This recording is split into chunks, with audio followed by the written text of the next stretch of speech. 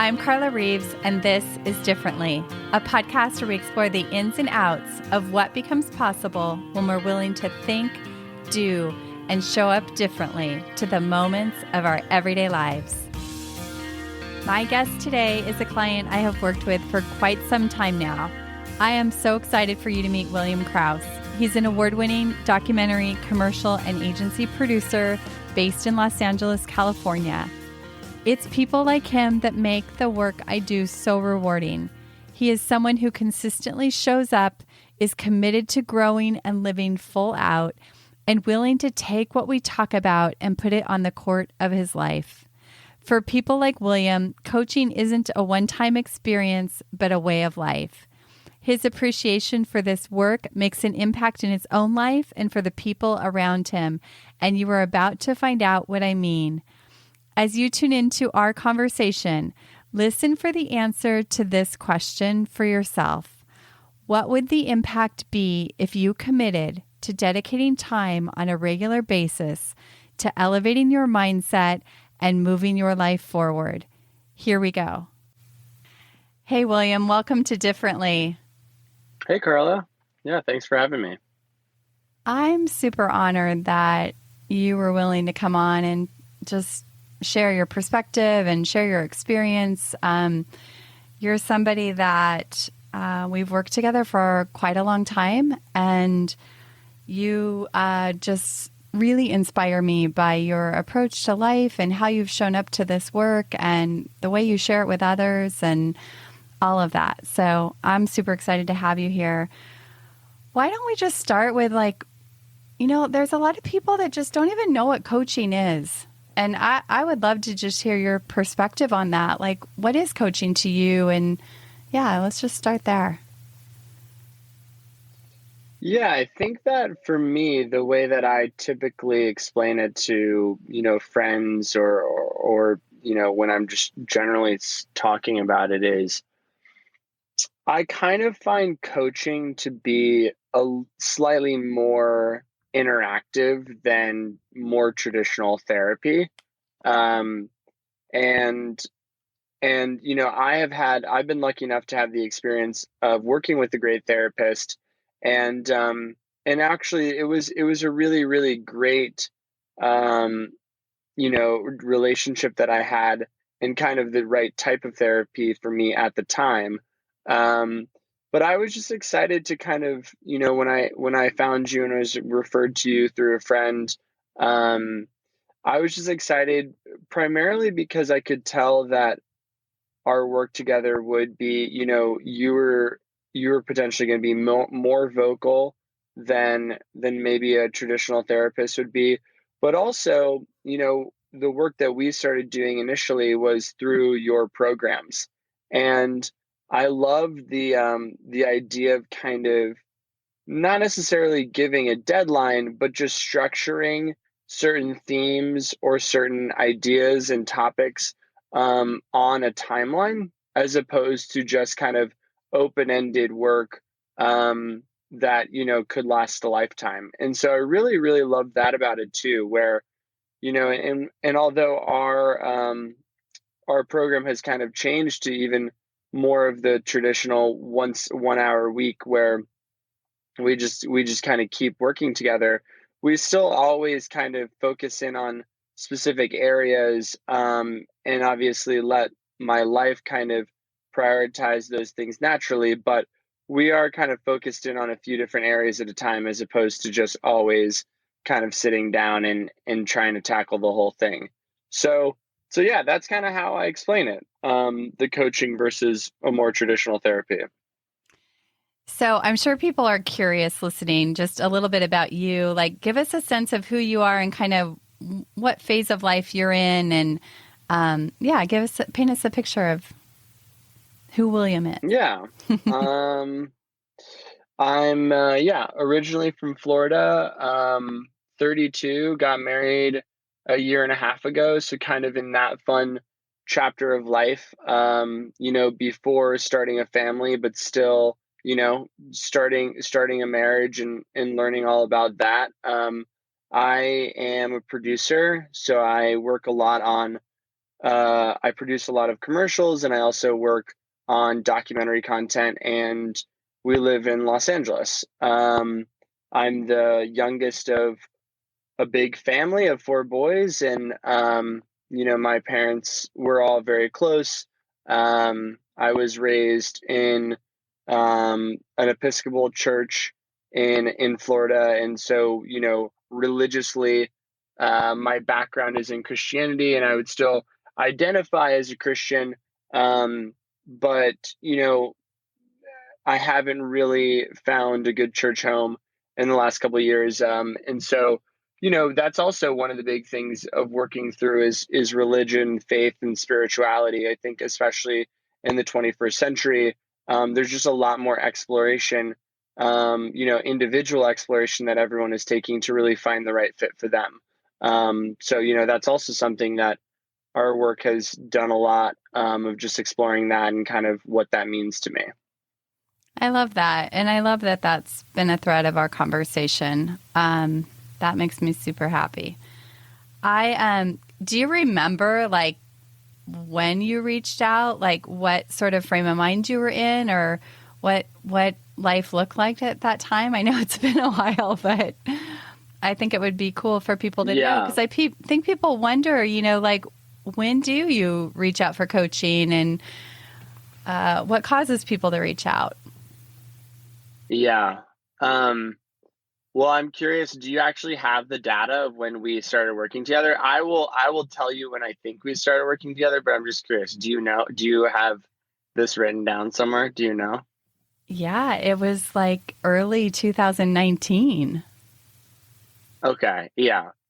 That's what I was going to say. Okay. So 2019. So yeah, 2 years, a little over 2 years, like 2.5 years.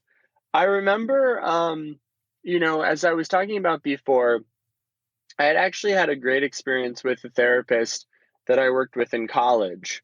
Um, and she's since retired, but I went to college in Dallas, Texas. And so I always had this really positive association with um, this type of work, whether it be coaching or therapy.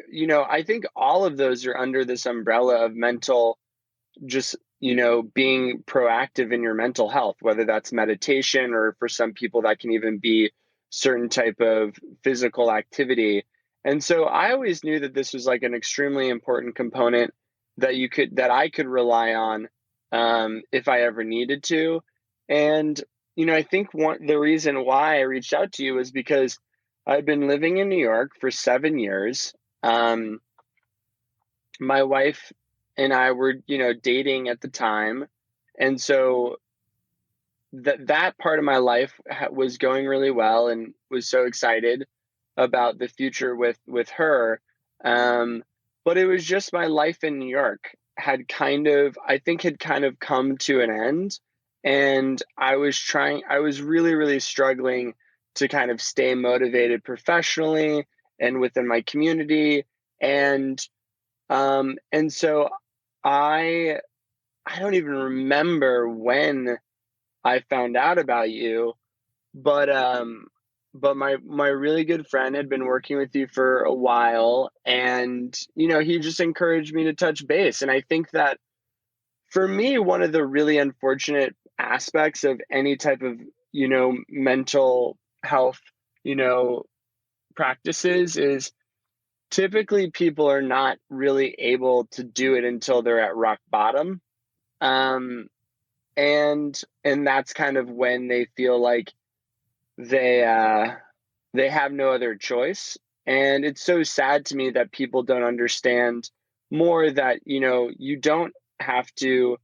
You're not engaging in this work because you're broken or because something's wrong with you. It's exactly like going to the gym for your body, dedicating time and space for your own mind, to really think through, you know, top level issues in your life. Is the fact that, I only dedicate 1 hour a week to that is still, I mean, it still seems like entry level type work that I'm doing. And so, but yeah, I think that for me, it was really, um, I knew that I just needed to prioritize my own mind. And I needed to start engaging in my own mental health in a way that was preparing me for my future, and kind of just get excited about life again.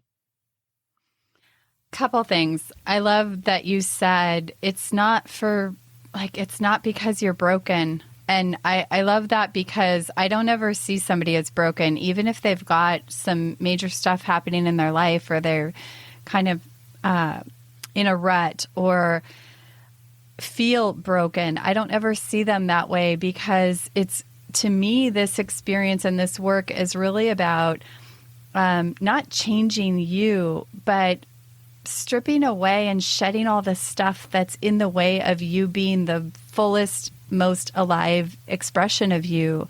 And I think it's really just about becoming more of you. Like, that's what we want. And so I love that you said that. Yeah, and I think that also, like, having a space where you feel comfortable expressing however you feel is crucial.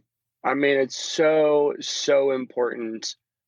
Even if you have the best relationship with your partner, with your spouse, with your family, with your parents, with whoever, you're those are long-term relationships. And even if it's subconscious, you have baggage. And even if it's subconscious, there are natural biases that are happening in those relationships. And so, really having a space where you feel like you are you're completely comfortable to express however you're feeling I find is so liberating, because a lot of times there are ideas that are kind of swirling around in your head that, as soon as you verbalize it and just hearing yourself say it out loud instead of thinking about it over and over and over again before you go to bed, there's an amazing thing that happens where those ideas become kind of, they lose their power, and they don't have, the stronghold over you that they once did as soon as they're verbalized.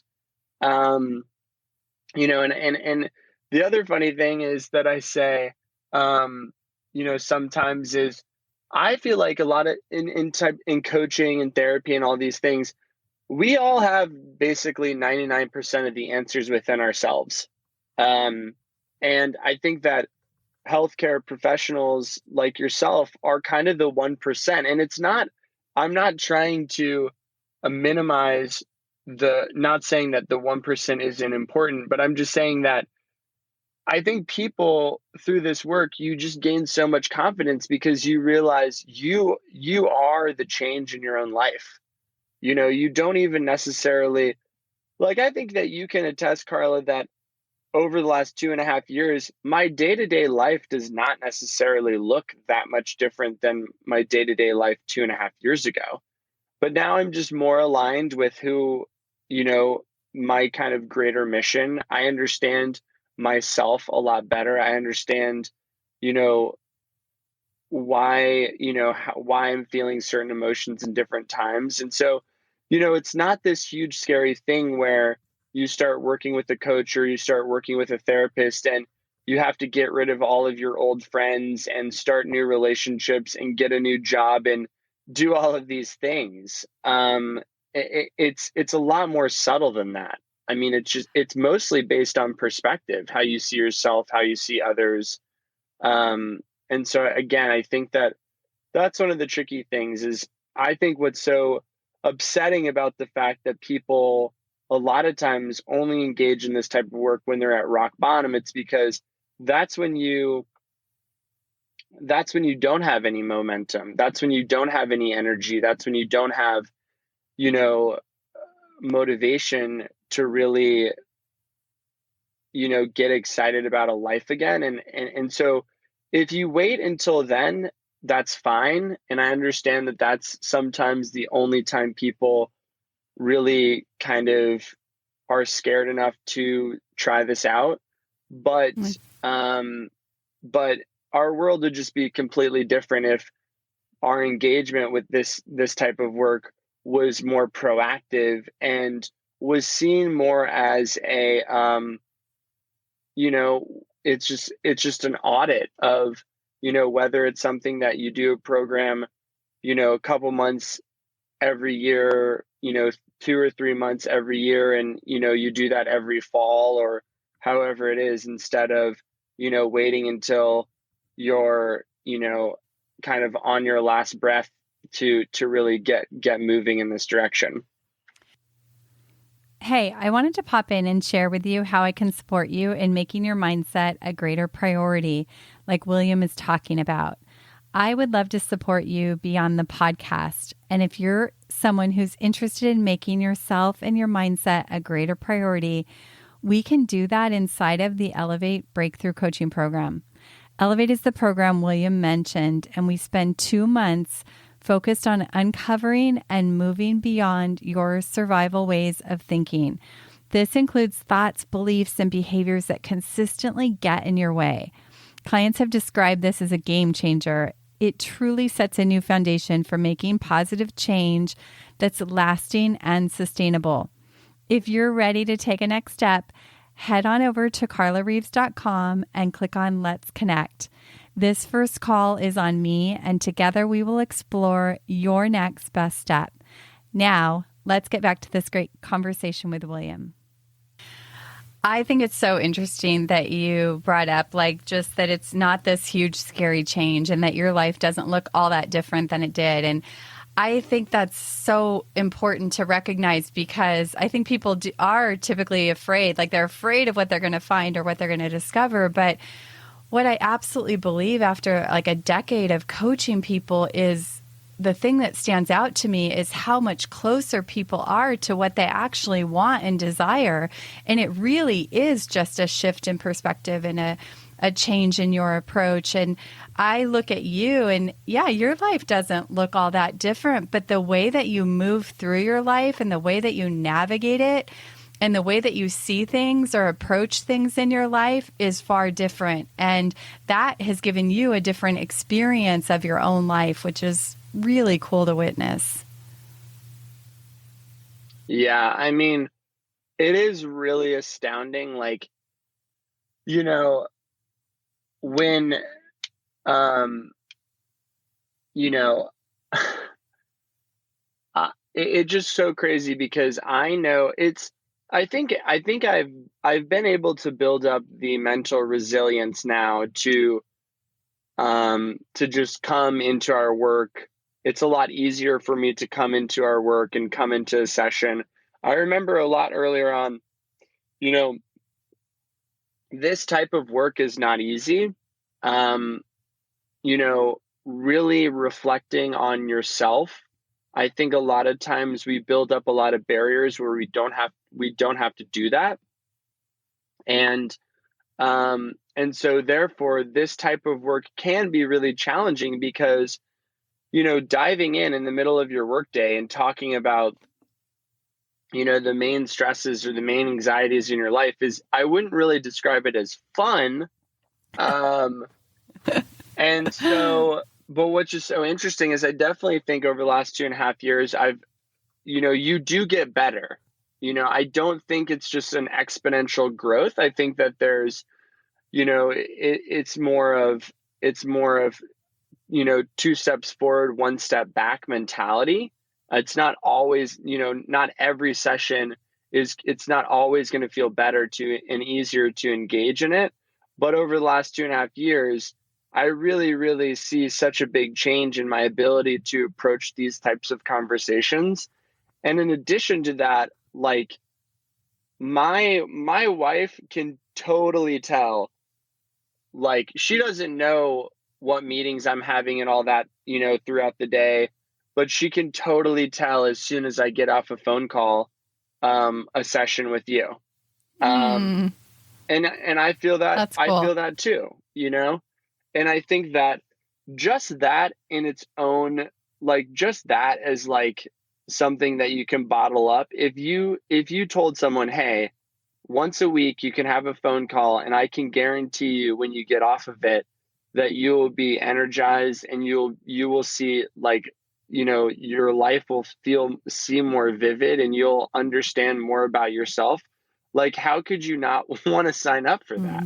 Mhm. And again, not saying that it's always easy, but I do think that at a certain point you get to that level where you get to tackle some of the bigger problems because you've built up this mental strength to engage in these problems. So that's another really exciting aspect of it for me. Well, and I think that's cool. Like that's where you and I are in coaching. Like you do bring your life to the sessions, and we get to kind of stir your thinking and mess with your thinking, and sort of give you different perspectives to see from where you have different options for responding in your life, and really aligning you to what you want to create in your life. And you're right. Sometimes it's not fun. I mean, sometimes I hold your feet to the fire and or I challenge you a bit. But Yeah. I'm kind of curious, and I think probably people listening are curious, like, what's behind all this? What has you keep showing up to do this in your life? Like, what's that drive? Because going back to also one other point that you made is about, why we don't take better care of like this mental and physical and spiritual vehicle that we travel through life with. We take care of the automobiles that we drive in probably sometimes better than we take care of ourselves. And I think that that's a really important point, is like, how much are we investing in our well-being and our mindset? And I think that I've heard people say, that this kind of work, they think of it as, it's selfish, or they've heard people talk about it as selfish. And I'm curious what you think, but I believe that in my own life, doing this work in my own life has been, and what I see with my clients is that it's one of the most generous things that you can do. Because when you get out of your own way and you get out of your head and you're more present and engaged in your life, and you're more intentional, and you're aligning what you're doing to a bigger vision, like, everybody around you gets to benefit from that. Yeah. Yeah. Well, I think I have an answer to the second part of the question, but can you remind me what the I first know. part was? Sorry. Yes, the No first part worries. was really the why behind, like, what really has Oh, you keep yes, showing yes. up. Yep. Yeah, even when it's hard. Yeah, I mean, I think there's a lot of layers to that answer, but the one that I would focus on is, for me, I think one of the big parts of it is accountability. Um, I know that I thrive in accountability. I know that I thrive with like, professionally, deadlines are a huge motivator for me. The work that I do, I'm accountable to so many people. One of the jokes I always make is, I'm never nervous that I'm going to forget to pay somebody, because people remind me 3 times a day that they need to be paid. And so I am I am held accountable to so many people, and it's a great motivator. And I think that for this type of work, having you as, a coach, but also as a partner, is so important to me, to have that type of accountability, because, you know, as you've seen, when I'm left to my own devices, this work is not always something I'm jumping out of bed to do. And so having that call on my schedule, I don't know if you want to get into this aspect of it, but also, you know, it's kind of important to me that it is something I pay for. And I know that that's a little counterintuitive. Um, but for me, I know that I'm paying for these sessions, and we live in a capitalistic society. Money is very important, and I don't want to miss those sessions, because there's a layer of it that it's money that I'm losing, in air quotes, as opposed to, just my own time. I think a lot of times we actually value our money like tenfold over our own time. And so, to me, that's also part of the accountability, where I know this is something that I'm financially investing in. and to me, that's actually exciting because it is a big priority of mine. And if I'm not spending money on my own mind, but I'm spending money on my car and my, my gym membership and my Netflix and all these things, it's kind of like, something's missing here. You're not spending anything on your own mind, but you always have the nicest clothes. I think that we just need to kind of audit those priorities. So I think that's kind of like part one of the question.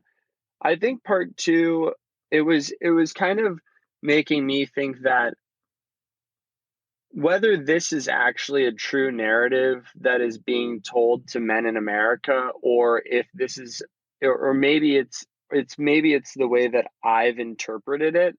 But I think one of the struggles for men in America is that we are kind of born into this legacy of this overwhelming confidence where we are told we can do anything. And I think that the idea of therapy or asking for help in that way, a lot of times, um, is seen as a weakness. Mm. Because, I mean, even if we look at our founding fathers, whether they're, you know, or cultural icons, whether it's, um, George Washington to Elon Musk, these men are being kind of, they're part of the zeitgeist. The stories that we hear about them are, Elon Musk sleeping in his warehouse for 3 months just to get the job done. It's George Washington thinking outside of the box and being on the front lines with his men willing to risk his life. These aren't stories of men that were, you know, thinking of others and empathy and, emotional awareness. That's not that is not what we're being told is important in our culture. For men to be emotionally aware, we're kind of being told the opposite. And so I think that that's one of the biggest struggles. I think that there's just a disconnect between what we're being told men should be and kind of what men are feeling like they need to be. Um, Mm. because if I can guarantee you, if men had 10% more emotional awareness, the world would be a much different place. Um, and so I think that kind of goes into the second part of the question. What was I the think a second lot of part the of the work that, question? I'm just kidding. well, it's just kind of like, yeah, well, just kind of like, what's the roadblock for people getting into this work, or kind of what was the roadblock for me? Yeah. I think what you were just talking about was really important. And if there was like a message that you had to men who are maybe, in that position, and like, what would you say to them, or what do you tell your male friends? Um, it's a good question. I mean, I think that maybe most of what I've already said might seem a little bit pessimistic, but to be slightly more hopeful, um, you know, I think we're an amazing, amazing kind of tipping point for mental health, um, and especially for men as well.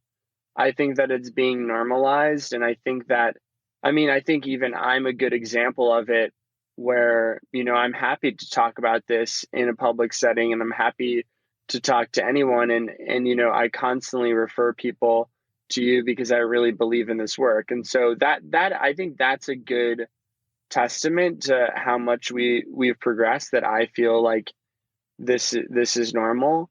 Um, but again, I think I would go back to like some of the original comments I had before. It's to spend, to visit, to be in a Peloton class or go to the gym 4 to 5 times a week to, you know, just to keep your body in shape, but to not do anything for your own brain. I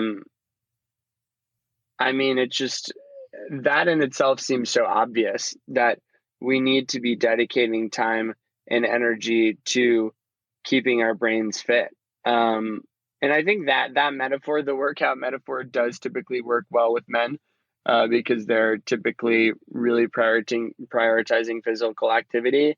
And also, what I was saying before too is, this work is what you make it. I think that what you put in is what you get out. And, I can attest that, there's months that I'm putting in a lot and I'm getting out a lot. And there's months that I'm putting in less and I'm getting out less. And even putting out less and getting out less is totally fine.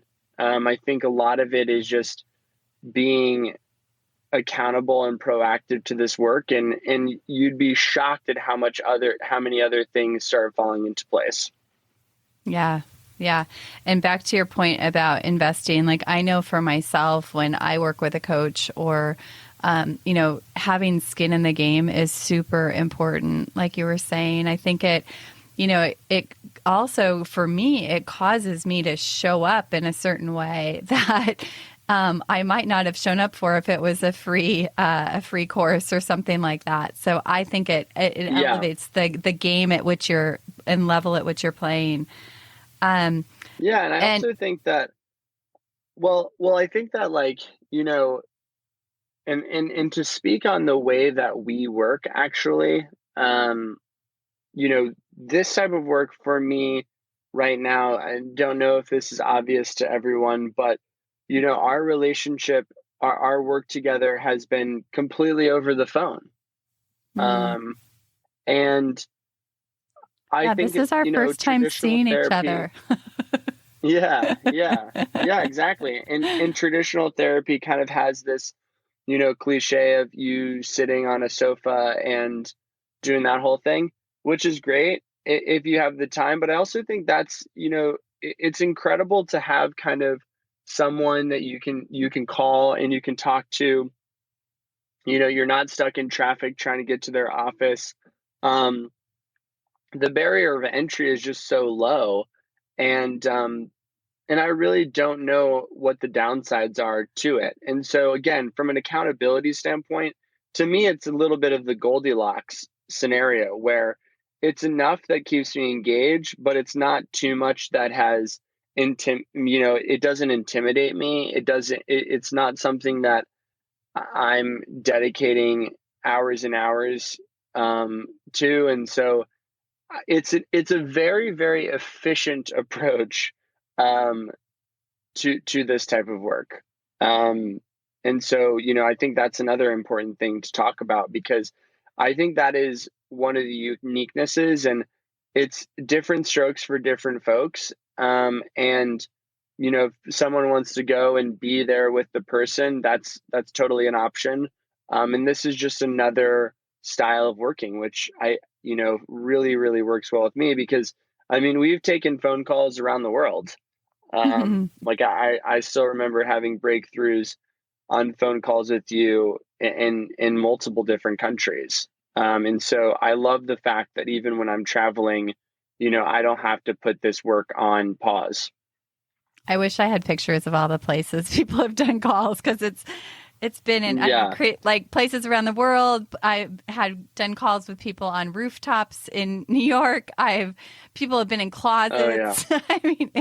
In their cars. It's so great. But the thing that always surprises me, like, this is just how I was trained to coach, is over the phone and online. But so I never really thought of doing it any differently. But what always blows me away is that, like, the relationship that we build just over the phone, and it's pretty incredible. And for me, because I can't see you, I can listen on a deeper level. And I don't know what it feels like over there, like without the visual, but that you can kind of tune into yourself maybe a little bit more. I don't know what it's like on that end, but for me, I can really listen at a different level. Yeah, I mean, I think in a lot of ways it kind of deactivates like a physical awareness that people usually have when they're talking to someone in person. Like I am very much a phone call type of person. I mean, obviously I have to text and email for work, but I would much rather just talk to people on phone. So I'm like kind of, I'm kind of a perfect candidate for this type of work. But I do think like removing this idea of, you know, even everyone's, you're thinking about if you have the right outfit and all of that stuff. I think there's probably different types of strengths for that type of work. But again, for me, this is the way that I would prefer to work right now. And again, um, life happens and we're constantly moving. And so, if you had been New York based, and we had moved to LA, then I would have had to look for someone else. Um, and so that's also kind of nice that, I don't have to worry about moving and kind of having to pick up this work with somebody else. Cause obviously that would be a lot. Yeah, for sure. So yeah. So I want to be respectful of your time, but is there anything about your work and what you're up to that you want to share with people? Yeah. I mean, I think that again, I think that there is a big, I'm just so excited in the work that I do.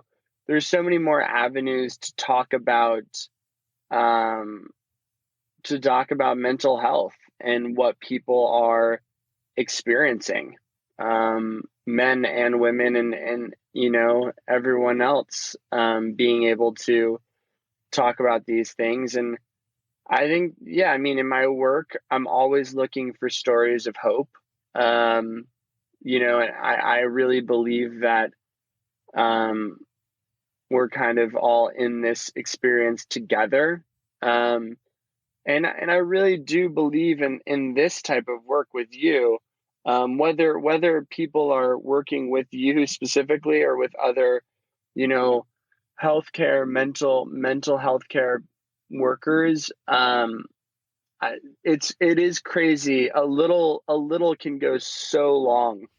I mean, I think I'm a great example where I, was really excited but kind of scared to do your initial 3-month long course. And 2.5 years later, you know, I can't even imagine when our work will end.